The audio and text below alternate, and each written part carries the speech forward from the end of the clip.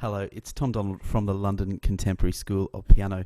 Well, this Friday at 1 p.m. London time, I will be giving a seminar, an online seminar, on a topic that is, well, very familiar, a very familiar struggle to so many musicians of all levels, and it's the topic of sight reading, reading musical scores.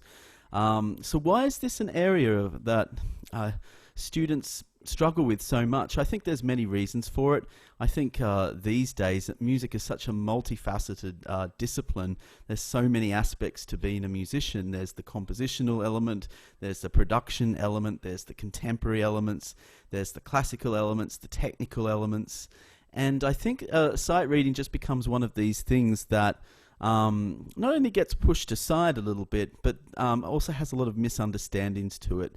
I see sight reading in a very straightforward way. I see musical scores and manuscripts of music and written music really as a form of recording. And if you go back to the 19th century and the 18th century, musical scores were the music industry. They were the publishing industry. They were the recording industry, so to speak. And in a way, in a sense, the musical score is still one of the most purest, detailed forms of musical communication. And that's why, even in these modern times where we have all of this incredible, exciting new technology, sight reading or reading of musical scores is still a very relevant skill. And it's a skill that, despite a lot of professional musicians not feeling like they're on top of, it's a skill that still will save a lot of professional musicians a huge amount of time if they can read music well. If you're a producer and you can't read music, well, your ability to read music will enable you to communicate your ideas to other professional musicians much quicker, faster, and more fluently. This is an area I'm particularly interested in because in my own musical journey as a child, I struggled a lot with sight reading, and there were reasons for it, which were, I guess, were largely undiagnosed at the time, and I still think are very much undiagnosed today. And coming out the other end of that, and now being a fluent reader of music, someone who can comfortably read music, I want to share with you some very important strategies that's going to really help you debunk your sight reading, and actually just see that there is a really charming simplicity to it. It's not just a complicated thing that is not accessible and only a few people can do it. That's absolutely not true at all. And well, let me just show you just maybe a couple of little aspects that I'll be talking about on the seminar, just to give you a bit of a taster, because I think this is a very exciting topic when you realize, wow, actually, I can work the logic out behind this. I can actually sit down and read a score like I would read a book. It enables a student to do so many more things with their music, or a composer or a producer to be able to communicate their music in ways they didn't think was possible. So let me just show you some very fascinating insights just to get you started. So for instance, if you think about the first time you ever touched a piano, what was the first thing you ever learned? What was the first thing that was ever showed to you? Well, for a lot of students, you might have been shown where all of the C's were on a piano, or a C major scale. So let's just have a look at two things here. We have the keyboard here. You'll notice that the design of the keyboard, and I know this is stating the obvious, but this is something you may not have thought of before. The design of the keyboard is horizontal. It's a horizontal construct. As notes get higher, you go to the right. As notes get lower, you go to the left. And if you look at the stave, the musical stave here, it's a vertical construct. Vertical in the sense of pitch, not in the sense of rhythm, but in the sense of pitch, it's vertical. As notes get higher, you go up. And as notes get lower, you go down.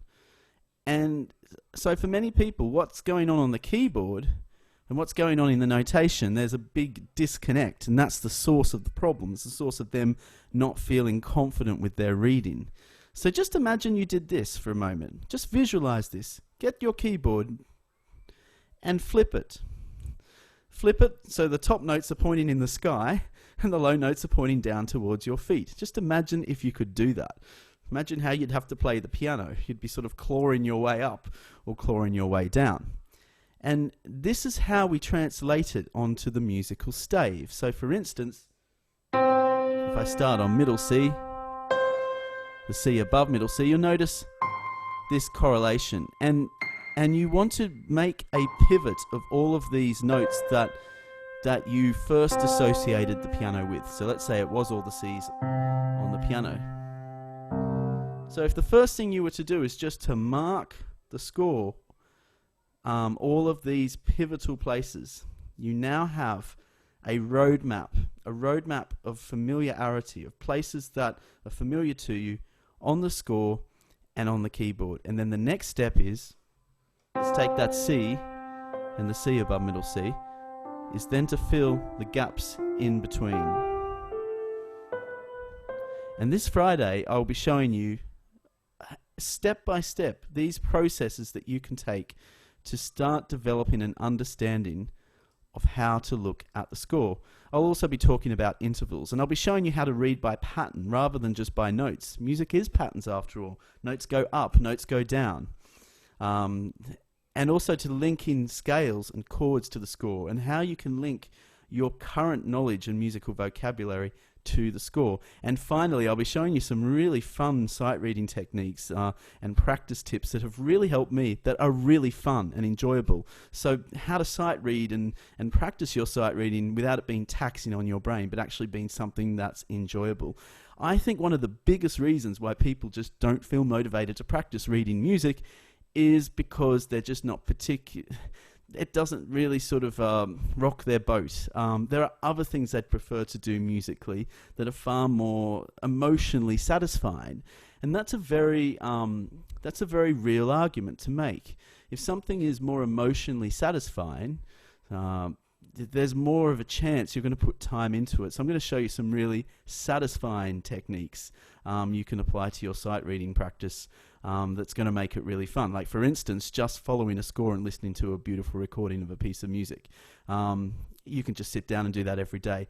And does that make a positive effect on your sight reading? Well, absolutely it does. I can tell you it does. And I'll be showing you how it does as well. So this Friday seminar, if you'd like to attend, just click on the Eventbrite page and register your ticket. All of our ticket proceeds go towards our COVID-19 fund, which is for children from families that have been adversely affected by this crisis. So it's a scholarship that we're putting together for such students. So not only you're going to improve your sight reading this Friday, hopefully you'll be making a contribution to our community here in London, and I look forward to seeing you on this Friday seminar.